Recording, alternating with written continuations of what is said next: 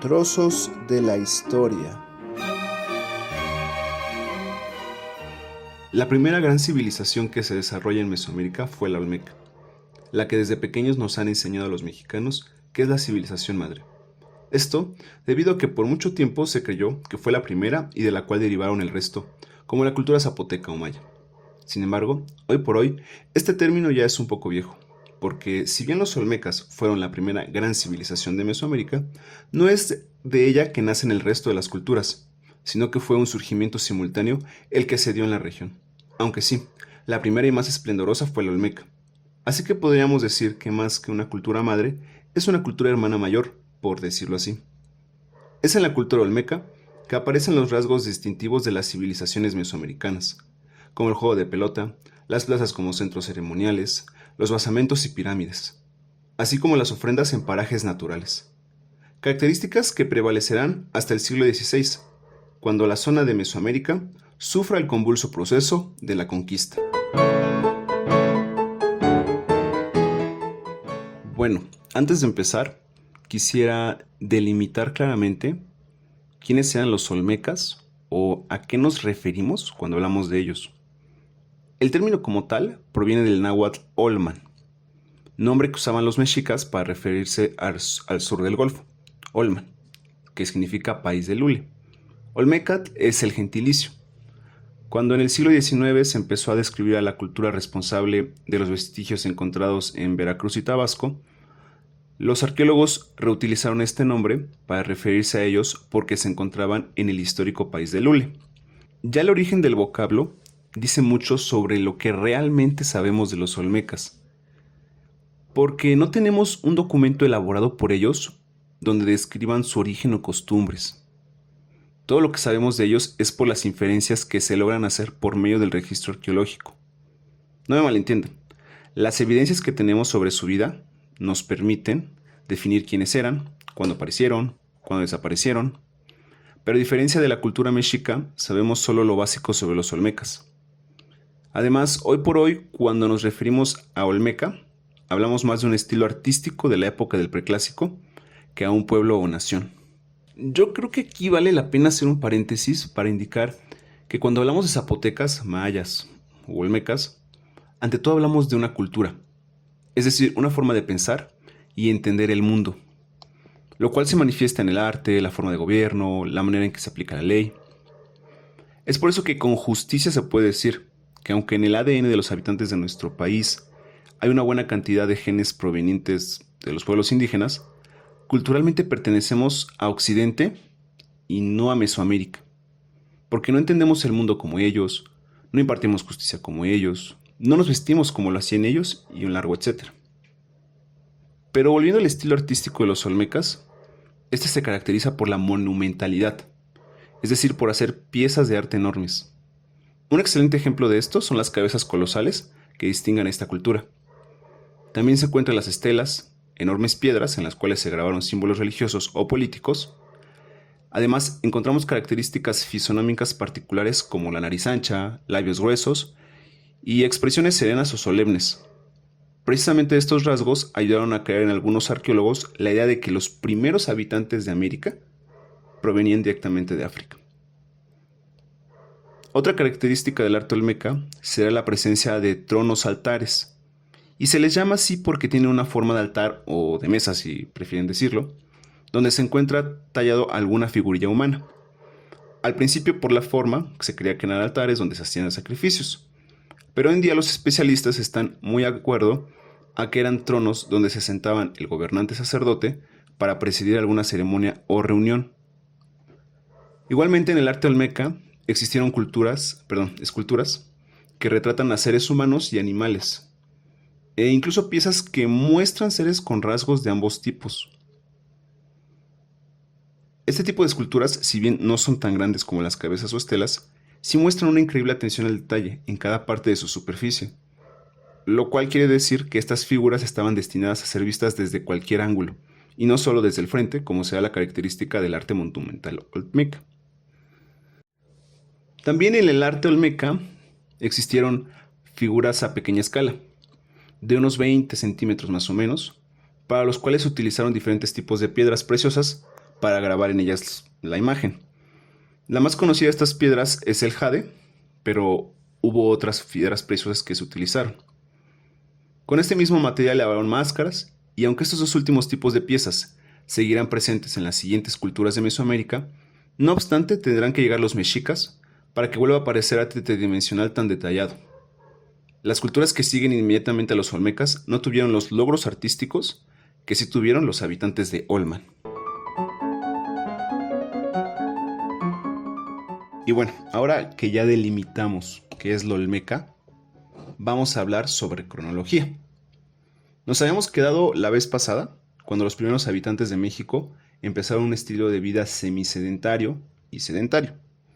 Mencionamos que fue con la aparición de la cerámica que empieza el periodo preclásico. El más antiguo vestigio de cerámica procede de Puerto Marqués, en Guerrero, y data aproximadamente del 2440 a.C.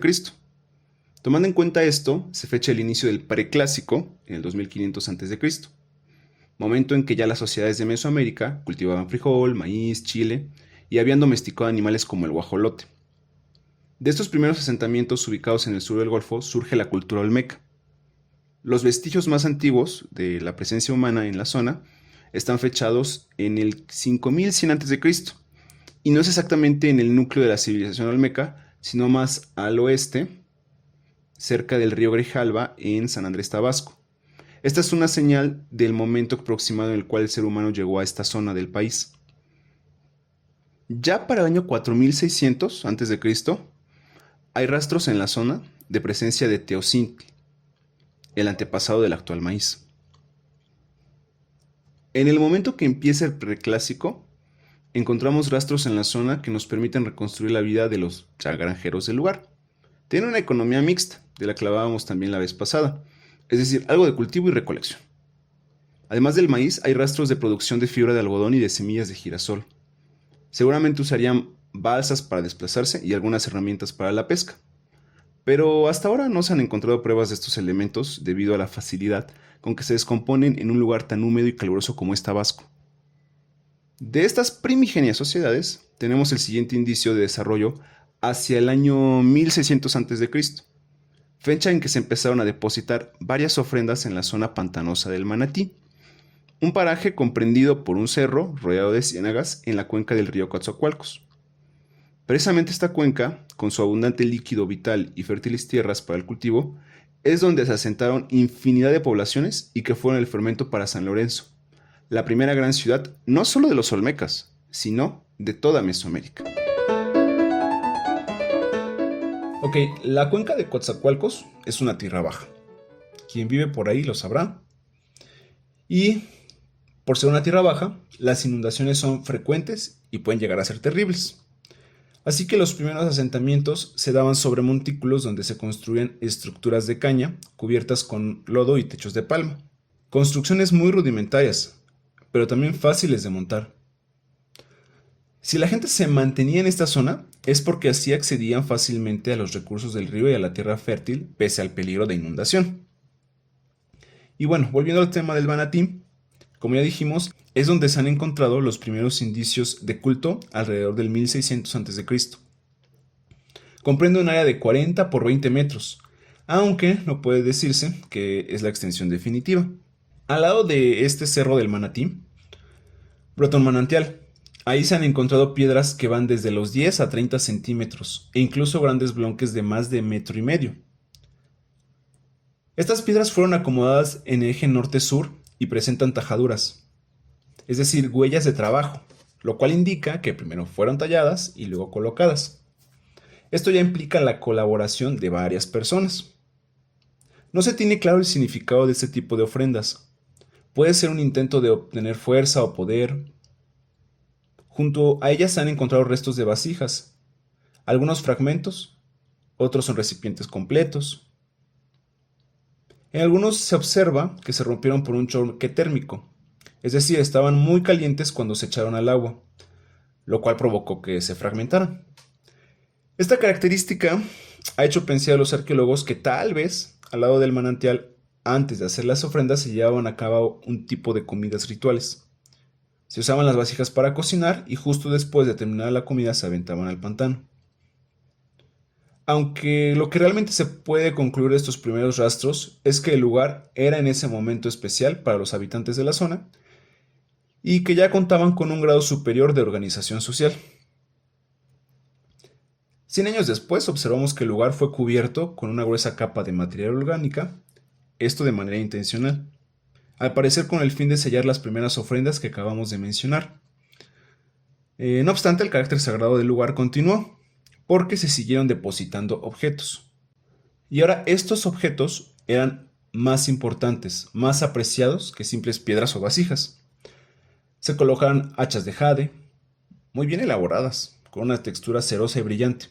Además, ya no se tiran al azar como se tiraron las vasijas, sino que se colocaron en el fango siguiendo un patrón, de nuevo con un eje norte-sur, pero también en forma de pétalos, obteniendo bloques de hasta 15 piezas.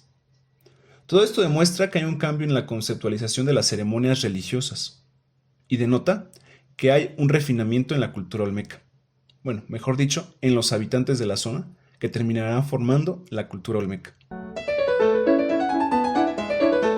Pasó el tiempo y después de esta segunda ofrenda, el arrastre del manantial cubrió la zona con un lodo muy fino y alcanzó un grosor de 2 hasta 4 metros.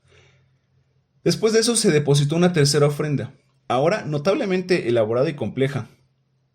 Todos estos elementos que voy a describir, que son prácticamente bustos antropomorfos de madera, han sido datados en el 1200 a.C. No sabemos qué habrá sucedido, si una calamidad, algún otro tipo de acontecimiento, pero los habitantes de la zona se vieron en la necesidad de rendir culto a los dioses, ahí en el pantano del Manatí. Se realizó el enterramiento ritual de al menos 37 piezas, algunas de forma individual, otras en grupo. Lo que sí es que todas selladas por un tumulto de piedras. Yo creo que con esta descripción ya se puede apreciar que esta tercera ofrenda fue una obra magna. No obstante, pese a ser un hallazgo notable, realmente plantea más interrogantes. ¿Quién fue el que los puso ahí? ¿Qué estaban tratando de obtener al hacer eso? ¿Participaron varios poblados o solo uno? ¿Y por qué la mayoría de los huesos encontrados son de infantes? Respecto a esta última cuestión, es muy interesante que encontremos sacrificios infantiles relacionados a las deidades lacustres tanto al inicio de las culturas mesoamericanas como al final. Sabemos que los mexicas también realizaban sacrificios de bebés en honor a Tlaloc. Era por medio de las lágrimas de los pequeños que se esperaban obtener lluvias en tiempo de sequía. Además, las estelas y altares olmecas posteriores muestran que los niños tenían una gran importancia en la ideología religiosa. No obstante, solamente se puede especular su significado. Puede ser que el sacrificio de estos niños haya sido una forma de traer al mundo de los hombres a los espíritus o divinidades lacustres y así asegurar lo necesario para la supervivencia, pero de nuevo no lo podemos confirmar. Y bueno, yo me acuerdo que en la primaria nos enseñaban 3 ciudades olmecas principales: San Lorenzo, La Venta y Tres Zapotes. En ese momento no lo pensaba, pero desde este punto de mi vida es más que obvio que esos no son los nombres que los olmecas daban a esas ciudades. Son nombres que tienen que ver con las poblaciones cercanas a estos centros arqueológicos. De estos 3 centros urbanos, San Lorenzo fue el primero. Está ubicado en el sur de Veracruz, en la zona del Istmo de Tehuantepec y cerca de las ciudades de Minatitlán y Coatzacoalcos. Les decía que este lugar, la cuenca del Coatzacoalcos, este río que desemboca en el Golfo, fue el lugar donde empezó la civilización, ¿sí? Por la cantidad de poblados que podía tener, por las cualidades geográficas que hacían las tierras muy fértiles.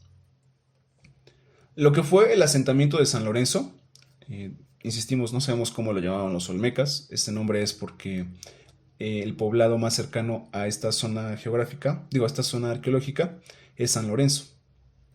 Precisamente se encuentra en una parte alta de la región, unos 80 metros sobre el nivel del mar, que siendo objetivos no es mucho, pero sí lo suficiente para que no se viera afectada por las inundaciones típicas de la zona. Seguramente por eso es que en este monte se estableció el centro más importante de los olmecas, porque era un lugar seguro para vivir.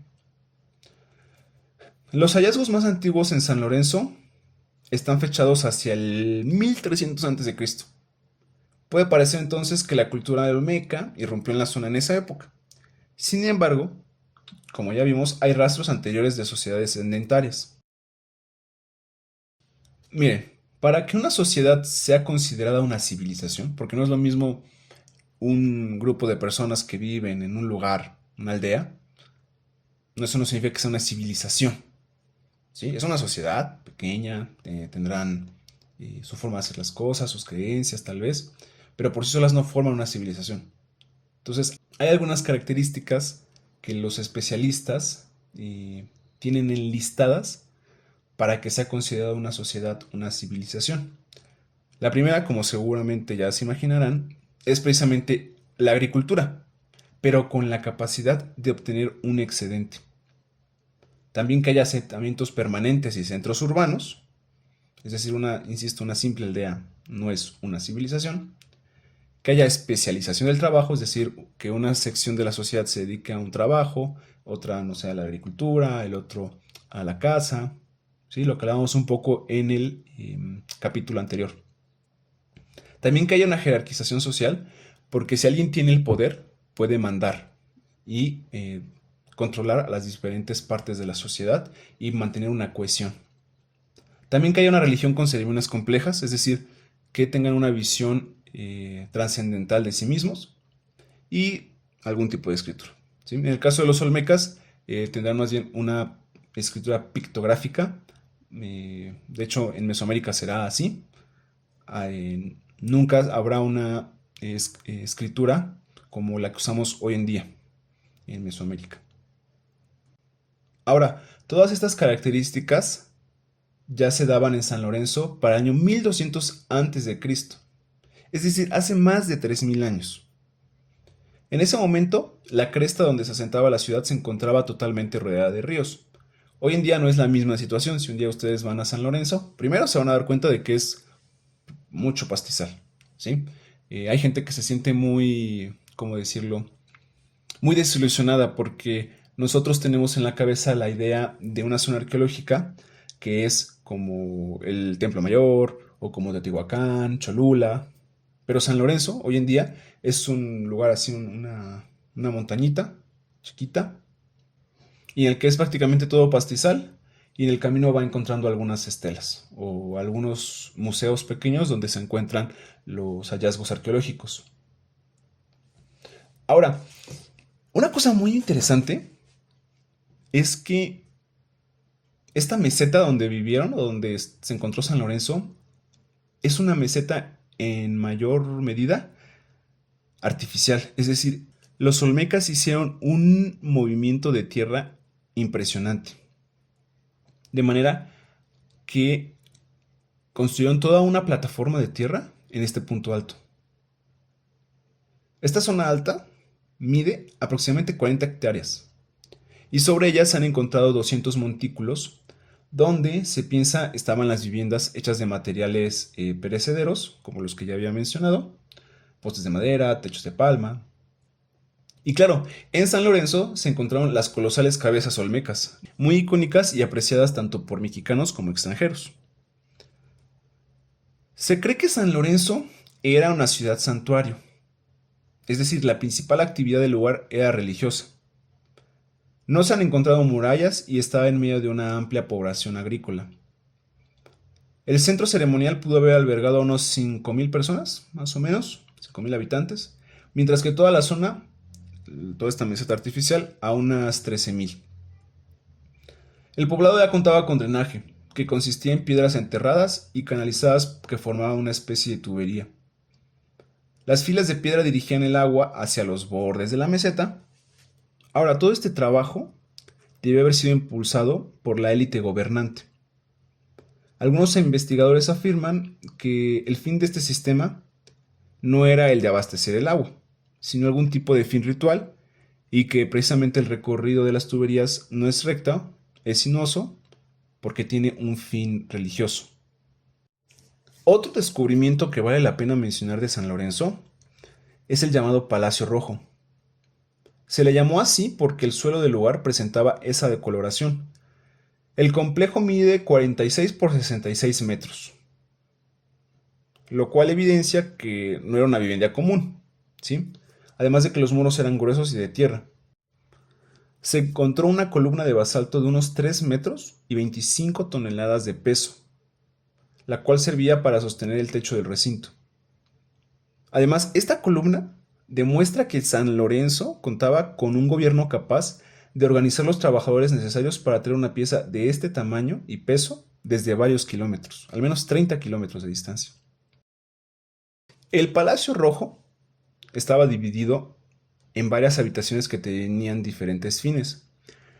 Una de ellas parece haber sido un taller de restauración o fabricaciones de escultura, porque se encontraron varios bustos de mediano y pequeño tamaño mutiladas. Así que podríamos decir que este es el primer taller de restauración que hubo en todo México. El otro lugar importante de San Lorenzo, y que denota su carácter de ciudad ritual, es precisamente un centro ceremonial. El complejo consiste en 4 plataformas de tierra, una de ellas con una cabeza colosal, y que en medio tiene un patio hundido, donde se encontró uno de estos tronos altares. Estos tronos suelen tener enfrente una persona sentada que emerge de lo que parece una cueva. Se ha propuesto que simboliza el antepasado mitológico del cual se presumía venía el linaje del gobernador.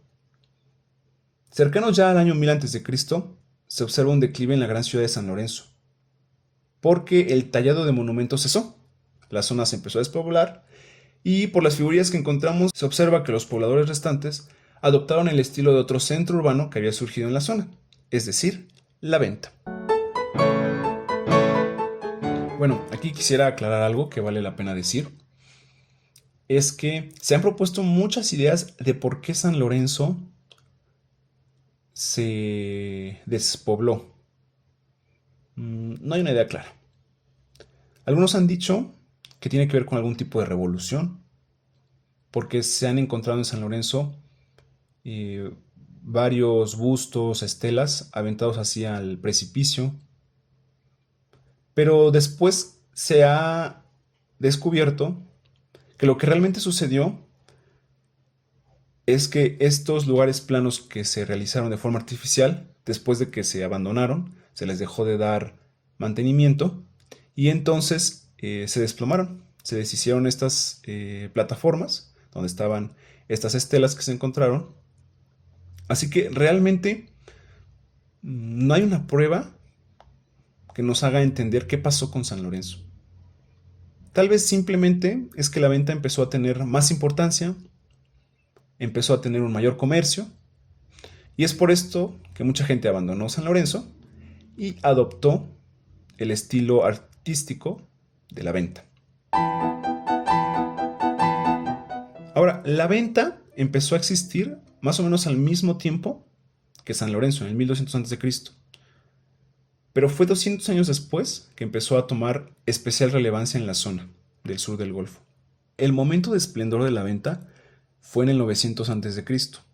También fue una ciudad dedicada a actividades religiosas, y principalmente encontramos plataformas de tierra que habrían servido para llevar a cabo rituales religiosos. A ver, aquí con plataformas de tierra no me refiero a esta meseta artificial que construyeron en San Lorenzo, no. En este caso en la venta es un montículo de tierra de unos 2 metros de altura más o menos, una extensión importante, de unos 20 metros de largo por 5 de ancho. Entonces estas plataformas o estos montículos de tierra artificiales habrían servido para llevar a cabo rituales religiosos. Igualmente se han encontrado estelas y altares tronos, sin olvidar las cabezas colosales. El hallazgo diferenciador de la venta son una serie de tumbas construidas con columnas de basalto y de las cuales apenas se han encontrado restos humanos, ya que los ácidos suelos de la zona del sur del Golfo permiten una acelerada descomposición de los huesos. Ahora, otra cosa muy importante es que aquí se encuentra la primera pirámide de Mesoamérica. No es una pirámide o un basamento como el de Chichén Itzá, el del Tajín, sino que es una construcción, es una pirámide, es decir, con una punta, no son basamentos, insisto, y que no tenemos claro cuál era el fin. Muchos afirman que todas estas construcciones artificiales que se encuentran en la venta de las pirámides, de la pirámide, de la plataforma de tierra, es un intento de transportar o de tener el propio santuario cerca del lugar donde se desarrolla la civilización. Porque para los olmecas, así como para cualquier civilización primigenia, el lugar de culto por excelencia es un paraje natural. Entonces todas estas plataformas, esta pirámide, representa una, una sierra, una montaña, donde se puede rendir culto a la divinidad. Volviendo un poco al tema de las tumbas, y la más espectacular es una en la que se usaron 42 columnas de basalto, así formando un recinto de 4 metros por 2.5 metros de ancho y 1.8 metros de altura. Este suelo había sido cubierto con lajas de caliza y en ellas apenas se encontraron los restos de 2 jóvenes cubiertos con artículos de jade, lo cual demuestran que precisamente no eran cualquier poblador de la ciudad, sino que pertenecían a la élite. Ahora, frente a esta tumba de columnas se encontró un sarcófago de piedra, de 3 metros de largo por 1 de ancho. En el sarcófago está labrado la figura de un felino, o tal vez es un cocodrilo, no están seguros los especialistas, de manera que todo el cuerpo del sarcófago es el cuerpo de este ser, de este animal, ya sea un felino o un cocodrilo. Otro hallazgo interesante en la venta es lo que los arqueólogos han denominado ofrendas de serpentina. Que quede claro de una vez que la serpentina es una piedra preciosa, color verde, parecida al jade. Usando secciones de esta piedra se realizaron diseños abstractos. Se cree que son ofrendas porque se encontraron varios metros bajo la tierra, y alguna de ellas alcanza el área de 20 metros cuadrados y una cantidad de 100 toneladas de serpentina. Piedra que necesitaba ser importada a la venta, es decir, no la encontraban cerca, tenían que traerla desde al menos una distancia de 30 kilómetros para poder formar estas ofrendas. Alrededor de todos estos hallazgos arqueológicos de la venta hay muchos misterios. Lo que sucede aquí con la cultura olmeca es que no hay suficiente interés entre los arqueólogos o tal vez estudiantes de arqueología por esta cultura. Porque la mayoría de los arqueólogos, la verdad es que están muy fascinados con la cultura mexica, o con la parte de la historia de Mesoamérica poco antes de la conquista. Así que hace falta mucho interés por parte de los futuros arqueólogos, parte de los estudiantes de arqueología, de historia, que logren que los esfuerzos de excavaciones saquen a la luz más información sobre esta cultura, una cultura muy nombrada, muy querida por muchas personas, que es la cultura olmeca, por ser la cultura madre. Ahora, aunque hay muchos misterios alrededor de San Lorenzo y la venta, lo que sí tenemos claro, con lo que se ha descubierto, es que su tamaño implica un alto grado de civilización, porque para transportar toneladas de piedra desde decenas de kilómetros, es necesario tener un poder que organice a una gran cantidad de población, entre artesanos, obreros, agricultores también, porque claro, ¿de qué van a comer? Si alguien se está dedicando todo el tiempo a mover piedras, no puede ponerse a cultivar. Ahora, la cultura olmeca hizo grandes proezas, es cierto, pero la mayoría de los habitantes de la zona del sur del Golfo en aquella época eran simples campesinos o artesanos, que no vivirían en las espectaculares viviendas hechas por los reyes sacerdotes del lugar. El grueso de la población seguiría viviendo en las chozas hechas con materiales perecederos. Las excavaciones en la aldea de San Andrés Tabasco, este lugar que les digo que es donde se encontraron los primeros vestigios de habitantes humanos en la zona, revelan pisos de tierra, agujeros de postes, fragmentos de barro, hogares, fosas de almacenamiento subterráneas. entierros humanos y basureros que contenían cerámica rota, figurillas, herramientas, utensilios de cocina y restos de comida. Las casas olmecas reflejaban el estatus social como en cualquier otra sociedad. Las familias de alto estatus ocupaban casas más grandes de lo habitual, como el Palacio Rojo, que estaban erigidas sobre plataformas de tierra cerca de templos, palacios y otros edificios públicos. Estas casas contenían vasijas ceremoniales de cerámica exótica, figurillas y objetos de piedra verde, de todo tipo, fuera jade, serpentina. Este Palacio Rojo, que se encontró en San Lorenzo, es la residencia olmeca más elaborada excavada hasta la fecha.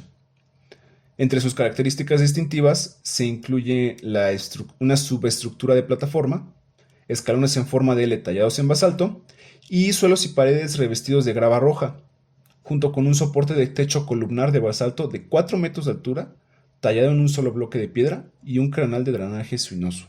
La diferencia entre el Palacio Rojo y el resto de las viviendas, o de los restos de las viviendas que hemos encontrado,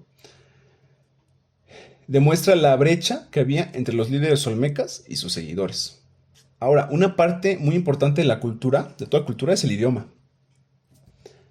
En el caso de los olmecas no sabemos qué hablaban. No era el náhuatl, un idioma que venía del norte de América y que traían consigo los grupos nahuas que emigraron hacia el centro del país. Es más, seguro ninguno de las decenas de lenguas habladas hoy por hoy en nuestro país eran lo que hablaban los olmecas. Algunos lingüistas han hecho una regresión para tener una idea de cómo habría sido el lenguaje usado por los olmecas, valiéndose de los lenguajes actuales que se hablan en la zona, en el sur del Golfo, y se ha llegado a la conclusión de que hablaban un protomixezoquiano, así le han denominado, que sería el antepasado de muchas lenguas modernas del sur del Golfo. Vamos a decirlo así. El español proviene del latín.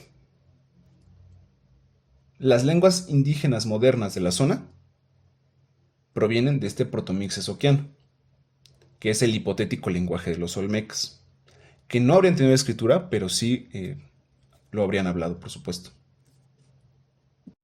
En cuanto a lo que comían los olmecas, bueno, realmente podemos imaginar fácilmente qué era lo que consumían. Porque son los productos típicos de nuestra gastronomía todavía. El maíz, el cacao, los frijoles. También se han encontrado en este yacimiento de San Andrés elementos provenientes de la explotación del río, como pueden ser almejas, tortugas, incluso huesos de venado y perro doméstico, porque para quien no lo sabía, los mesoamericanos criaban perros no como nosotros para tenerlo de mascotas, sino precisamente para poder comerlo. Ahora, ustedes habrán escuchado seguramente de la nixtamalización, que es el proceso por el cual obtenemos la masa para las tortillas y cantidad de productos que se realizan a base del maíz. No tenemos pruebas de que los olmecas ya realizaran este proceso, pero sí estaban ya en esa época presentes los famosos metates, que son los utensilios que sirven para moler los granos del maíz. Otro de los misterios de la cultura olmeca es el gobierno. Tenemos algunas pistas, no los detalles. Hasta hace algunos años se pensaba que predominaba el tipo de gobierno llamado cacicazgo, que es como el antecesor de un tipo de gobierno más bien monárquico, ya que en las sociedades fundacionales primigenias es muy común encontrar esto.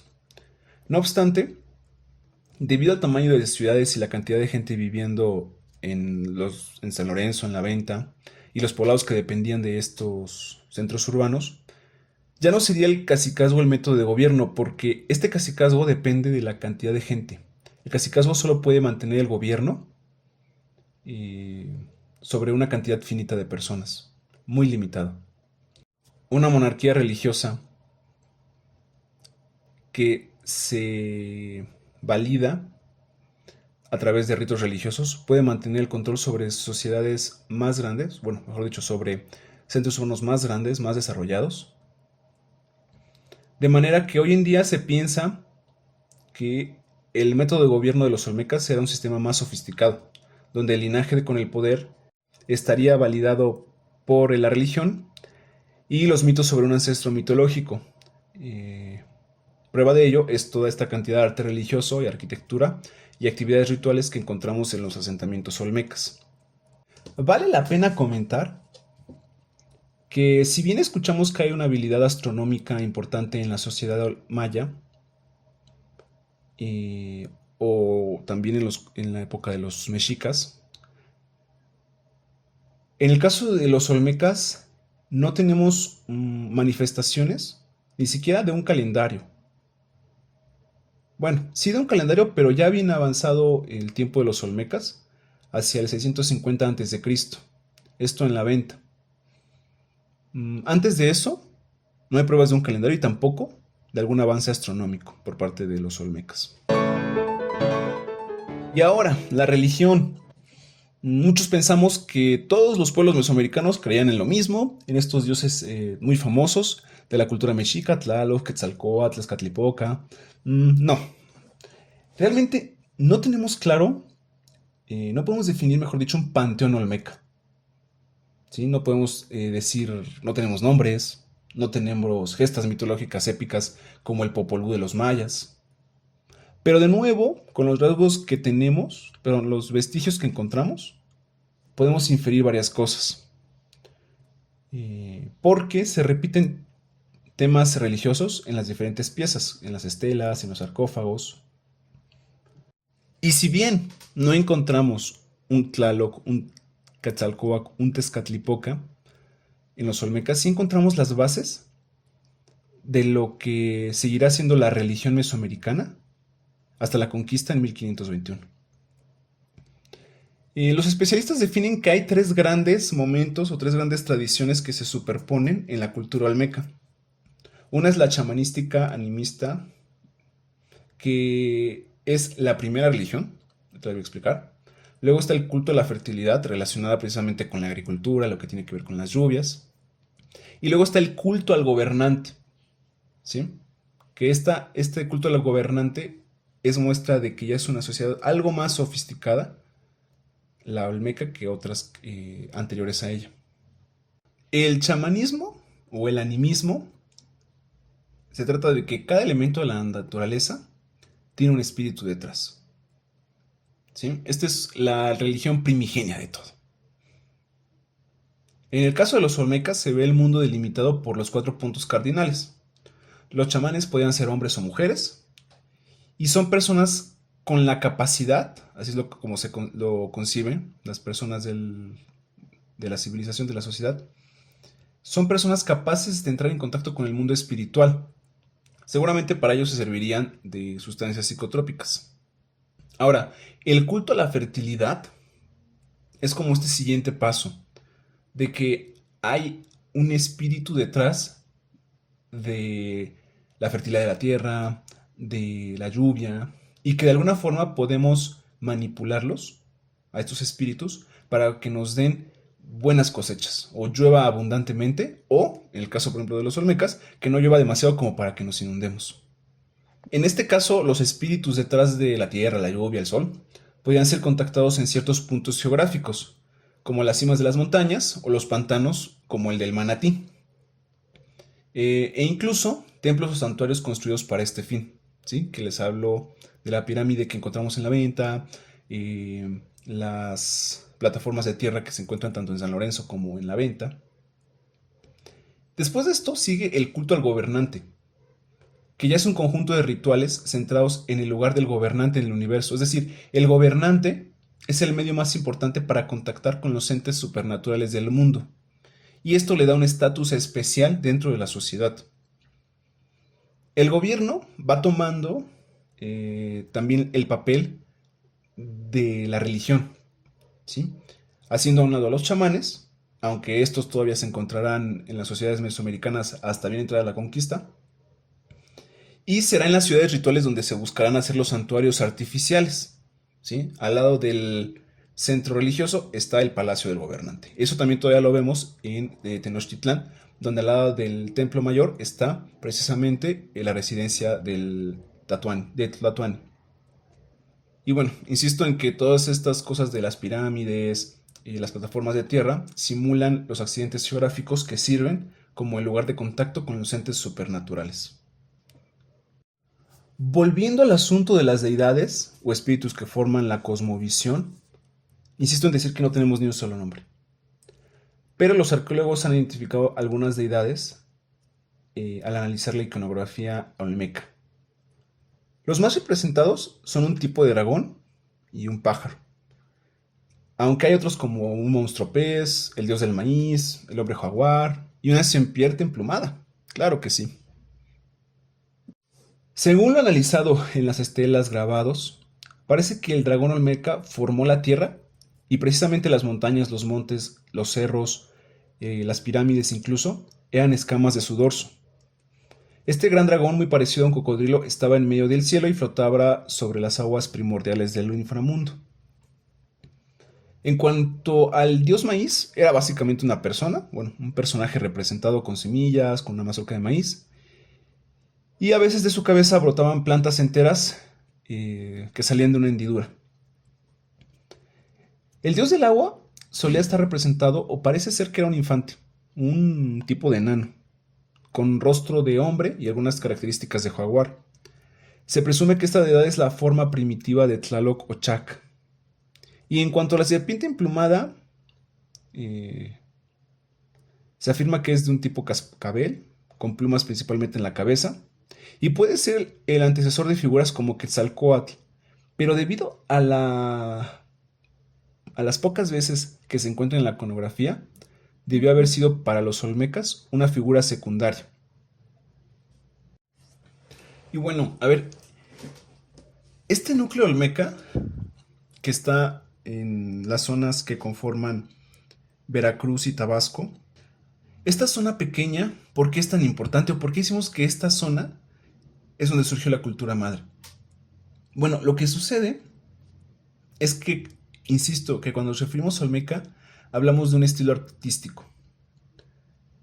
Los olmecas tuvieron que importar materiales para la construcción y la realización de todo este arte que los caracteriza, precisamente por medio de las rutas comerciales, y es por ahí que su influencia se extendió a todas las zonas de Mesoamérica. En Chalcatzingo, un sitio arqueológico ubicado en Morelos, encontramos varios motivos artísticos tipos de los olmecas, como un personaje sentado dentro de una cueva, de donde emergen símbolos de lluvia y nubes, que nos recuerdan mucho a las figuras en la parte de enfrente de los tronos altares. En el Valle de México también se encontraron figurillas con características olmecas, los ojos almendrados, labios gruesos, rasgos redondeados e incluso algunos parecen ser transformaciones entre humanos y animales, especialmente felinos. En el Valle de Oaxaca encontramos cerámica decorada con motivos olmecas, aunque aquí luego de estos primeros contactos se dio un giro hacia un desarrollo de características propias que desembocarían en la cultura zapoteca. Estos sitios que hemos encontrado entre el 1200 hasta el 400 a.C. no significa que los olmecas hayan conquistado estos lugares. Es decir, los olmecas no fueron una sociedad o una civilización como sí lo fue con los mexicas, sino que estos hallazgos demuestran que las ideas religiosas y artísticas del sur del Golfo gozaban de prestigio, al menos lo suficiente como para ser adoptados por los pobladores de otras zonas de Mesoamérica. Les sabían haber parecido más refinados, con un mejor gusto. La cultura olmeca se difundió por las redes comerciales y los habitantes de otras zonas encontraron algo valioso que imitar en este arte que provenía de kilómetros de distancia. Ahora, hacia el año 400 a.C., la ciudad de la venta fue paulatinamente abandonada. La construcción monumental cesó. No hay evidencias de una destrucción masiva, lo cual evidenciaría algún tipo de guerra. Y al mismo tiempo que sucedía este despoblamiento paulatino, los mayas, los zapotecas, otras culturas se empezaban a desarrollar con rapidez. Ahora, ¿qué sucedió de nuevo para que la venta decreciera? Por las evidencias encontradas hasta ahora, seguramente lo que sucedió fue que al ganar relevancia otras zonas culturales de Mesoamérica, Los flujos de intercambio y comercio cambiaron, provocando que la riqueza que antes ostentaba la zona olmeca viniera menos. Además, si estaban surgiendo nuevos estilos artísticos y culturales, esto llamó la atención en detrimento de un estilo que ya era conocido, es decir, el olmeca. No es que los olmecas hayan desaparecido de la faz de la tierra, sino que incluso ellos terminaron adoptando estilos ajenos y desaparecieron como tradición artística. Después de la caída de la venta, del el abandono de la venta, vendrá una cosa que se llamará la cultura, que llamarán los arqueólogos la cultura epiolmeca, es decir, más allá del olmeca.